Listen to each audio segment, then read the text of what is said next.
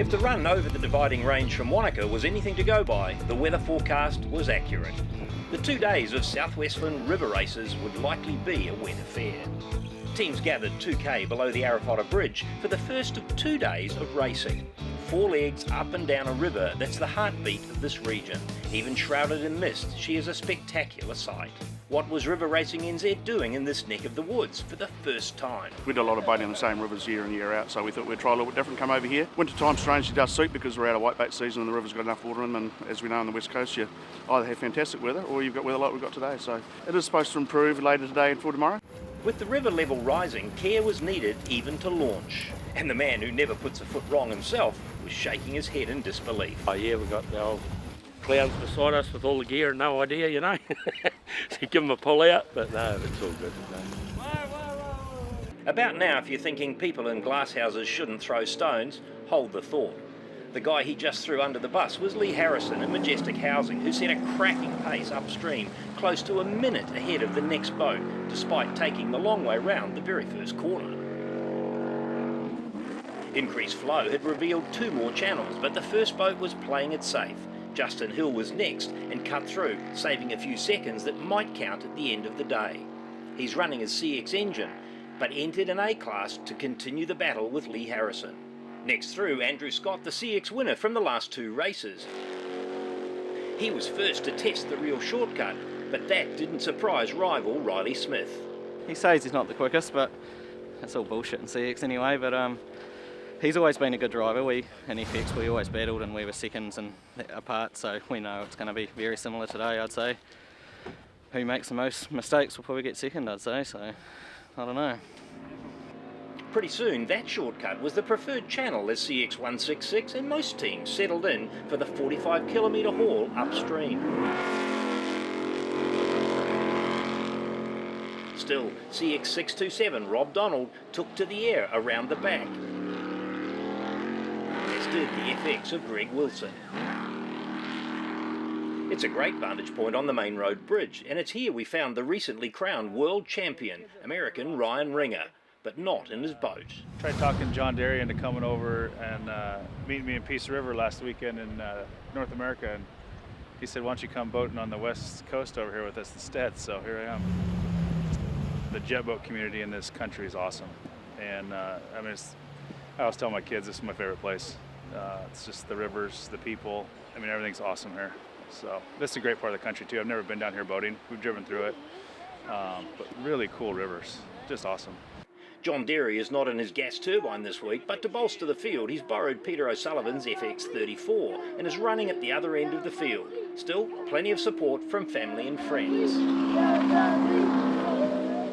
In FX though, the leader is Craig Plunkett. Only 10 seconds separate him and Greg Wilson, with Derry in third. Rob Donald was slow, and through the pressure waves upstream, even more so. Start with the eyelet on the trim tab holding us up, and then we lost the lead going up, so we're down to 7 cylinders, but we made it up there. Bern Lucas never made the top. His club class boat's still suffering from limp mode issues, and he retreated to the trailer to sort things out.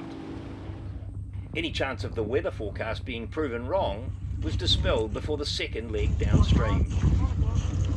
And the descent through the Arawhata Valley was made even more tricky with the winds whistling up the river. Again, Lee Harrison was fastest home.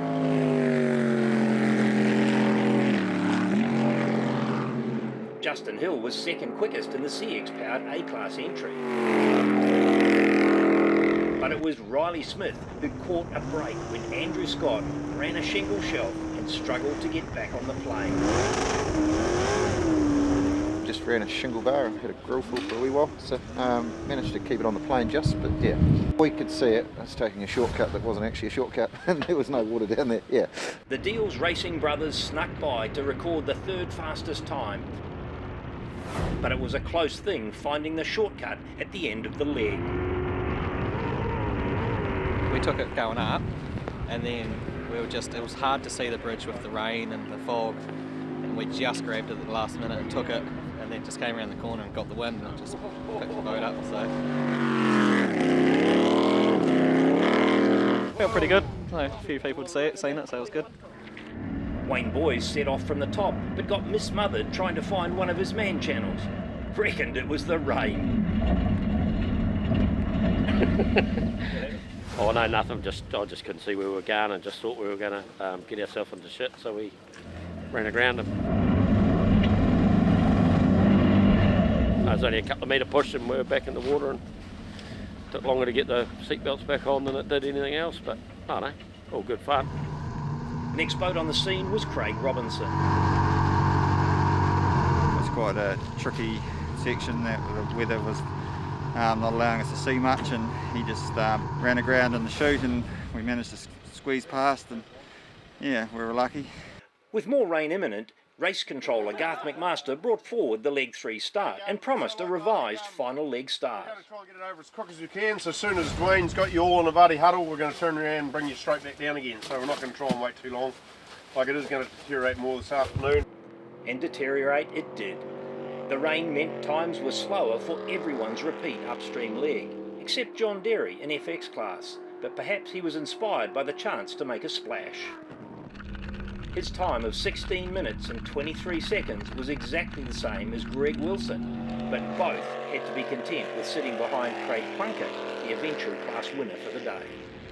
Proving just how competitive CX class is, Riley Smith and Andrew Scott battled out for the CX lead, but it fell in favour of Smith for the leg, and in fact the day.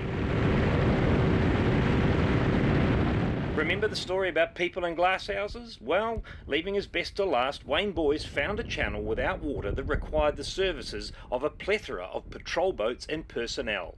Nothing like finishing the day off with a push. Guess whose shout it would be later on.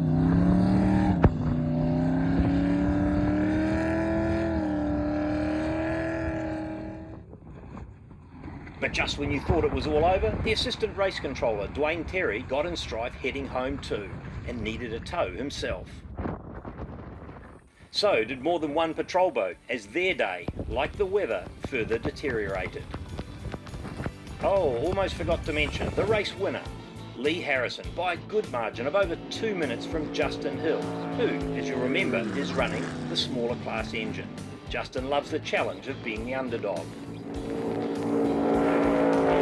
With luck, they'll be doing it all again in the rain on the Haas River for day 2, the Golden Homes South Westland River Races.